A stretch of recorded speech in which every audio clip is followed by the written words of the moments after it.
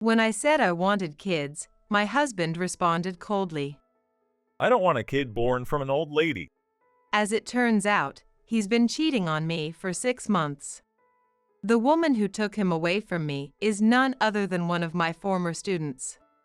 As long as I can marry your husband, $30,000 in alimony is nothing. That's what she said to me. My name is Melissa, and I'm 43 years old.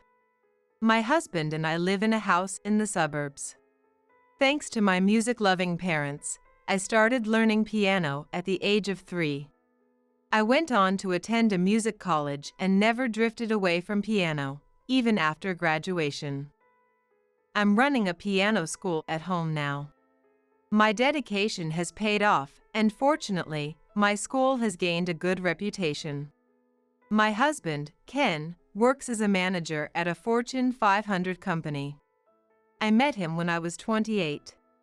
At the time, a friend asked me to play the piano once a week during dinner at a restaurant. Ken noticed me there as a customer, and we ended up getting married. That's the basic story of how we got together. Although we both worked busy schedules, we would go out to various places together or relax at home on weekends. Thus, life after marriage was peaceful, that is, until that incident happened. Our married life was peaceful, but the fact that we hadn't been blessed with children was my only concern.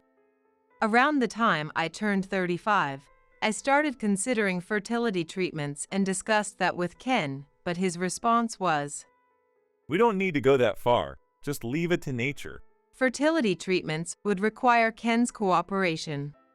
I felt bad about burdening him since he was so busy, and given his thoughts about leaving it to nature, I held off on starting treatments. However, watching the adorable kids in my piano school made me think. I want a child of my own. I was already 43 and there might be risks, but that could be my last chance. I read online that 1 in 3 or 4 women who give birth were over 35. Maybe I should give it one more try. I thought. That was not something I could control, but if that didn't work out that time, I would give up. I would need Ken's help for that. One day, on a day off, I mustered up the courage to talk to Ken. Hey, Ken. What's up? It's about having a baby. Oh yeah. Ken responded with clear irritation.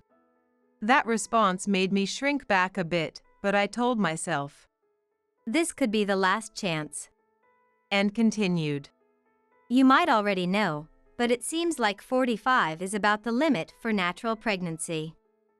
I know fertility treatments would be a burden on you, so I think this is our last chance to leave it to nature. Could you help me with it? Well. Ken sighed loudly, making sure I could hear that. We hadn't been intimate in a while, so maybe he wasn't into that anymore. Does he not want a child with me? As I was thinking about that, the words Ken said next were something I never expected. I don't want a kid born from an old lady. What did you say? Huh? What did he just say? Old lady? Did he just call me an old lady? Did you just call me an old lady? Who else would I be talking about? If you did get pregnant and had a baby at your age, what would you do if something went wrong? I'm not willing to take that kind of gamble. If I want a child, I'd ask some younger girl. Hey, what are you talking about, Ken? I couldn't immediately grasp what he was saying, like an old lady, gamble, and some younger girl. What was he saying? What was all that about? Without caring about my confusion, Ken continued. Melissa, this is a good time to be honest. I'm seeing someone else. Huh? What's he saying? I'm just sick of this boring life with you. Huh? Boring life? I thought we had been living peacefully and calmly. Was that what Ken had been thinking all along? I was so shocked by his unexpected words that I couldn't say anything. Seeing someone else? Who could that be? Should I ask? Maybe I should leave that alone. If I asked, would he just dodge the question or brush me off? Thoughts swirled around in my head. However, after hearing those shocking words, I couldn't help myself. Ken, who is it? Who are you seeing? Well, Ken looked hesitant. Is it someone I know? Liz. Ken muttered. Liz Smith. Liz Thompson. Liz Baker. Was he talking about that Liz Baker? Wait, do you mean my former piano student? Yeah, it's been going on for 6 months now. 6 months? How could that happen? Ken and Liz had been seeing each other for 6 months? I didn't notice anything. What had I been doing all that time? I was so devastated that I didn't have the energy to ask anything more. Liz was one of my students, attending my piano lessons since middle school. Her mother wanted her to get into a music college, so Liz started taking private lessons from me. Even so, how on the earth did Ken and Liz end up together? What's more, the relationship started 6 months ago. What kind of connection did grown-up Liz have with Ken? I couldn't stop my mind from spinning. I subtly asked around among my piano friends and acquaintances from the music college Liz attended to find out what she was up to those days. I made sure to ask casually. From what I gathered, Liz had dropped out of music college shortly after enrolling. Apparently, after years of dedicating herself to the piano, she started to enjoy a more carefree lifestyle. That caused a rift between her and her parents. Liz stopped coming home, hopped from one job to another, and apparently worked in a nightclub. I imagined that was where Ken had met her. After Ken's shocking confession, an unbridgeable gap opened up between us. Even when he was home, he wouldn't look me in the eye anymore. I didn't get how to interact with him either. One day, during that painful period, Ken left the house and came back with Liz. Hello, Melissa. Long time no see. Her voice was sugary, with a drawn-out tone. Did she always talk like that? Did she pick that up from her nightlife job? Even when she was a student in my piano class, Liz had always been a bit flashy and attention-seeking. Before I could say anything, she continued.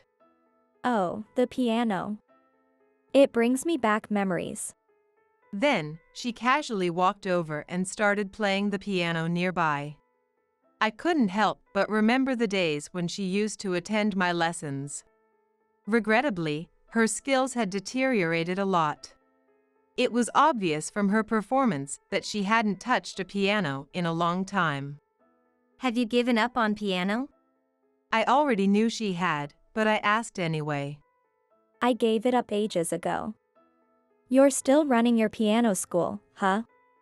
That's hilarious. Hilarious?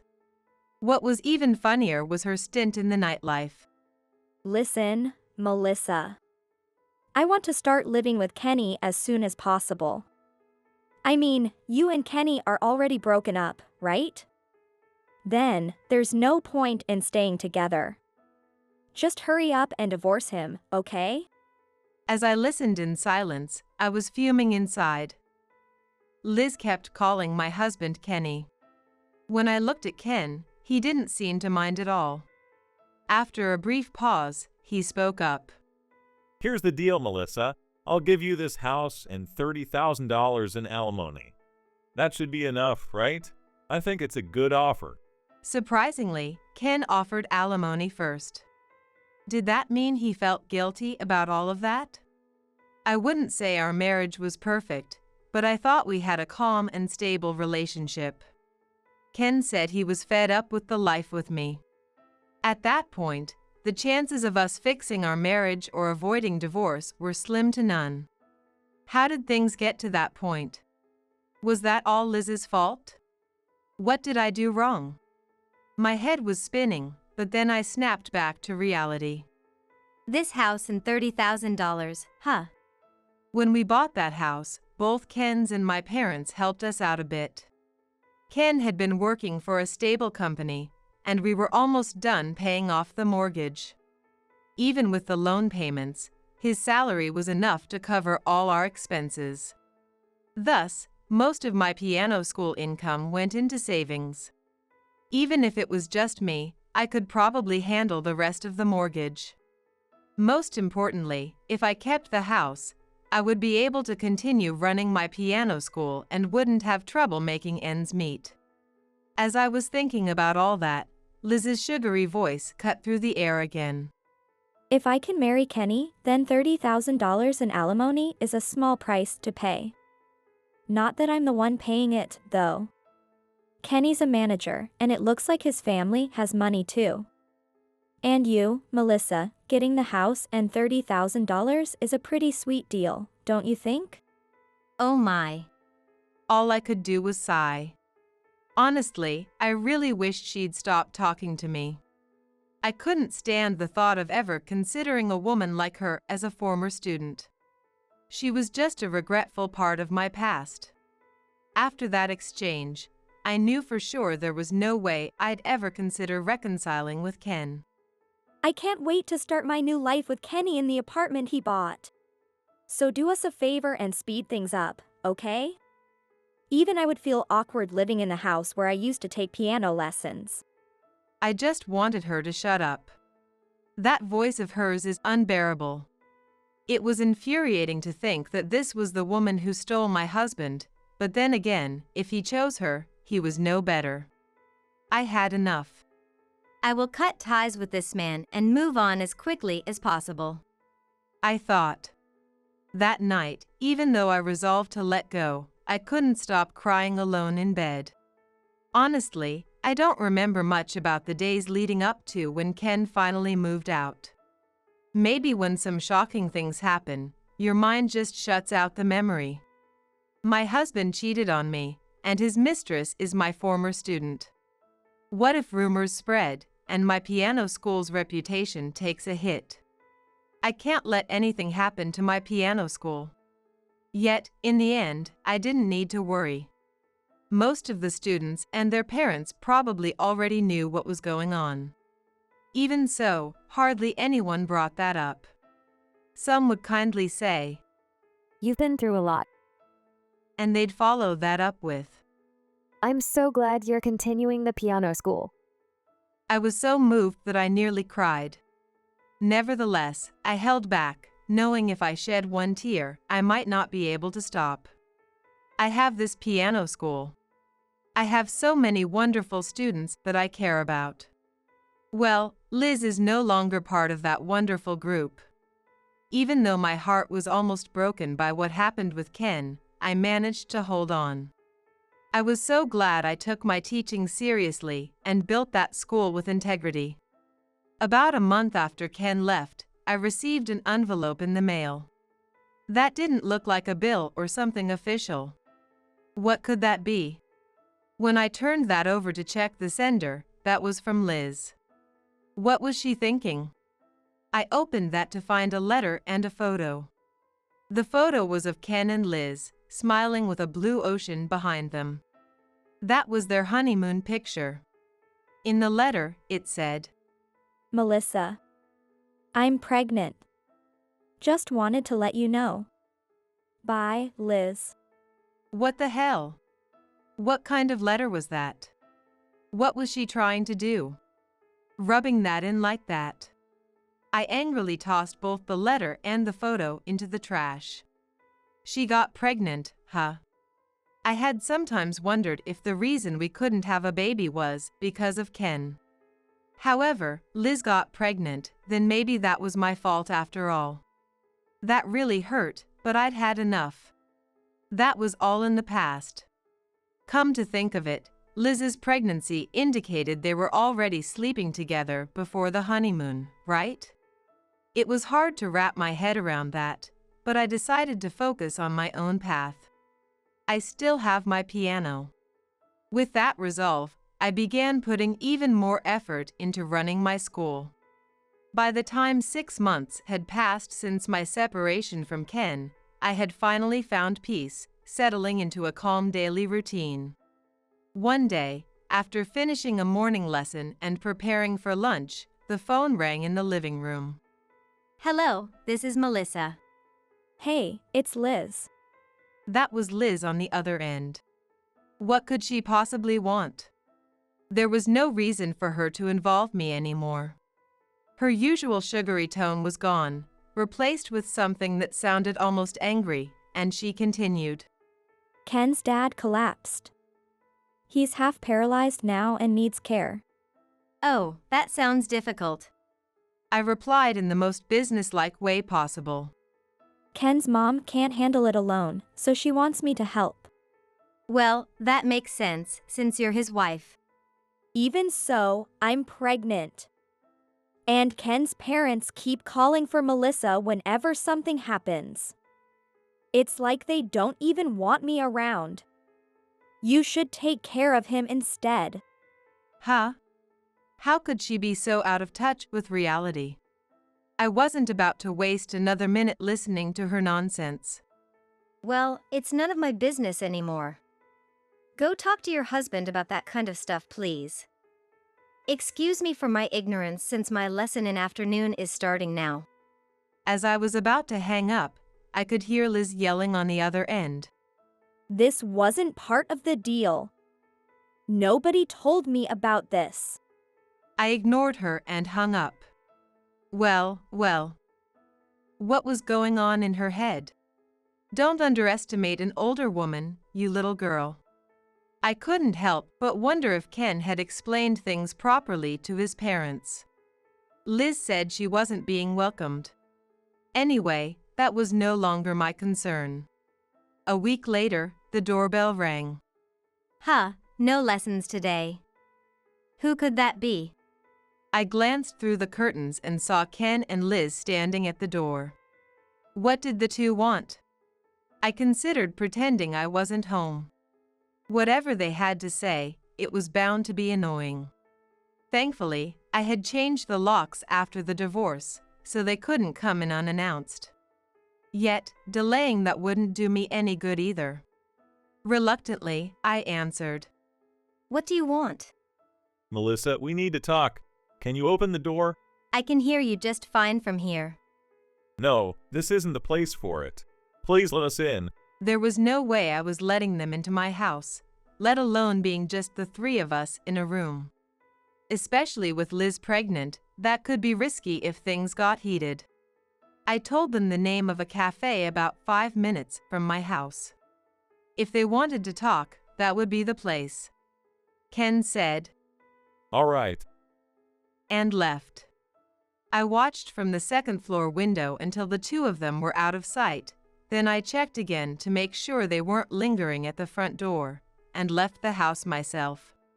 Better safe than sorry. When I arrived at the cafe, Ken and Liz were already seated at a table in the back. Her belly was noticeably large now. What do you want? Come on, Melissa. No need to be so cold. I'm busy, so make it quick. You're not busy. You live alone. Liz, please be quiet. Ken snapped. Humph. Liz pouted. Melissa, my dad collapsed. Yes, I heard that from your new wife. New wife, stop being so formal. You know, we are strangers now. Come on, don't say that. We were family once. Could you help take care of my dad? My mom prefers you, and with Liz pregnant, I think you're better suited to handle this. Excuse me? What is he talking about? After calling me an old lady, now they want to flatter me when it's convenient? No way. I do refuse. I spoke slowly on purpose, savoring every syllable. Then Ken said something unbelievable. Well then, could you give back the $30,000? Pfft. I nearly spit out my coffee. Ken kept going. You have a house, the piano school, and probably savings. You can manage without that $30,000, right? I was speechless, completely stunned. Seeing my face, Liz jumped in, ranting. Kenny had to borrow that money from his family to pay you. Now with his dad's medical bills, every time I visit, his parents complain that they could hire help if they had that $30,000. They even say they wish Melissa was still around instead of a useless girl. What about my life? I'd have it much easier with that money, so just give it back right now. Liz, I told you to stay quiet. Ken snapped again, clearly irritated.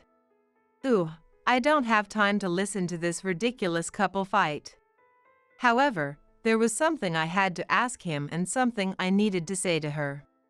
Ken, did you ever explain about your new wife to your parents? Huh? Oh, well, no. My mom liked you, so it was hard to bring up. I told them after everything had already happened.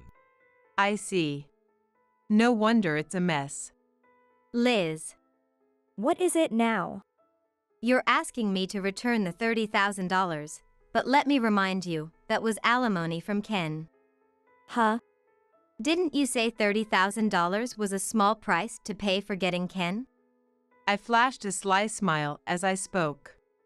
Melissa, please don't say that. I've got the mortgage on the new apartment too. Shut up! Even I couldn't help but raise my voice. Feeling the stares from the people around us, I lowered my voice, but kept the intensity. Get rid of the idea that you can ever rely on me again, Ken. You're the one who chose to marry a younger wife. You're over 40 now, so take responsibility for your choices and stick to the path you've chosen. I'm sure teaching this new wife of yours will be a challenge, but that's none of my concern anymore. Phew. That felt good. That's all I have to say. Goodbye. I placed the money for my coffee on the table and left the cafe, leaving the two of them frozen in shock. As I walked out, I caught the eye of the cafe owner. He gave me a small smile as if to say, "Good job." I was sure they wouldn't be bothering me again. After that, I received one more phone call from Ken's mother. For a moment, I worried she would ask the same thing Ken and Liz had, but instead, she apologized for what he had done to me. She couldn't hold back anymore and vented about Liz. After Liz had given birth, she would often bring the baby to Ken's parents' house but wouldn't help with anything. Instead, she'd just drop off the child and go out. Ken's mother sighed, saying he had really brought home quite a piece of work. It seemed like the consequences were catching up with him. Ken was now rushing home early from work to take care of both his father and his child. I hoped that wouldn't lead to him getting demoted from his job. Though I felt a bit nostalgic while talking to Ken's mother, knowing how well we had once gotten along, everything was in the past. As for me, my piano school is still thriving, and I'm now at full capacity, unable to take on any new students. With so many wonderful students around me, I don't feel lonely living alone. Even though I didn't have children of my own during my marriage, all the kids who come to my lessons are so sweet, like my own. I know the day will come when they grow up and move away from the piano, but that's part of life. Still, I wish with all my heart that they grow up to be kind and upright individuals, definitely not like Liz. In fact, there's someone I've started to feel a bit curious about. Do you accept adult students for lessons here?